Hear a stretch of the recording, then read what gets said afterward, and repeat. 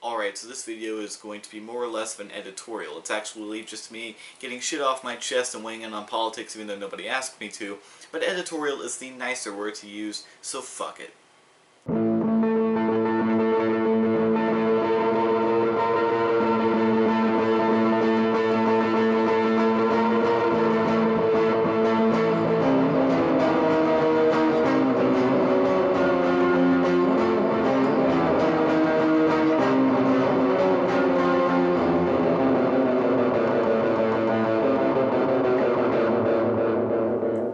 So recently I was browsing the death of attention spans known as Twitter when I came across a post by paleontologist Trevor Valle. Please forgive me if I'm not pronouncing that properly. The post was rather political, railing against people who voted for Trump, referring to them collectively as jackasses who support xenophobia, homophobia, transphobia, racism, and so on. This post was made in response to a post by Caitlyn Jenner, in which she brings attention to recent statements made by President Trump, in which he says that people who are transgender are not allowed to serve in the armed forces in any capacity. Now, while I don't support the actions made by President Trump, I also don't support generalities and blanket statements based simply on who you voted for. Being as polite as I could, I threw my 2 cents in, and Trevor responded with respect and understanding. That being said, this video is not about Trevor, it's more about what his tweet made me think in terms of the decline of actual political discussion in this country. Ever since President Trump has been put into office, there have been loud rumblings of discontent throughout not just the United States, but around the world. Now, while things have settled down since Election Day, this controversy has clearly not ended. Maybe it will, however, when he stops saying and doing stupid shit. Let me be clear. I have no problem going against an incompetent president like Donald, or the walking and talking Christian scrotum they call Mike Pence. But the problem arises when it goes from people versus government to people versus people. It doesn't take a professor to realize that there hasn't been this kind of cutthroat political tension in years in this country. People divorcing their spouses, cutting off ties to family and close friends, really losing your shit with grandpa at Thanksgiving, all because they voted for somebody you don't like. What I think that a lot of people are forgetting is that many people who voted in this election didn't necessarily vote for somebody they actually like, but rather someone who most closely represents the candidate they originally wanted to win. A lot of people who wanted Bernie Sanders, for example, voted for Donald.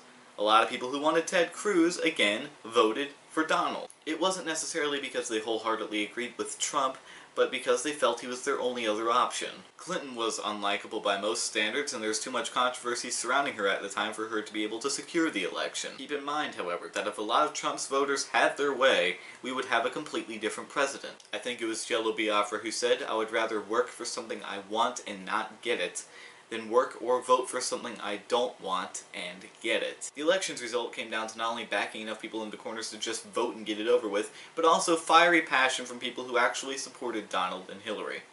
This fiery passion was created by a tense feud, which has been building up throughout this fiery passion. Fuck. God damn it. Shit.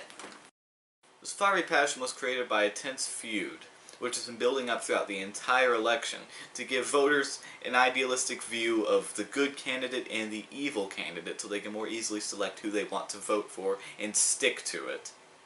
The tension in this feud began to arise, with moments such as Clinton's basket of deplorables comment, and Trump making rather poorly thought out comments about Mexican rapists and criminals and building a wall to keep them out.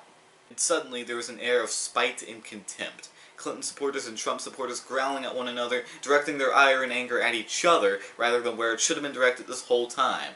That place being the people they supported under the false notion that they were being supported in return.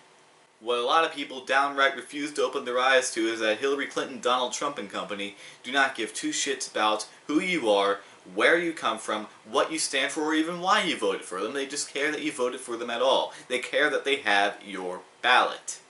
You are numbers to them. This hate and anger and lack of discussion is not here by accident, folks.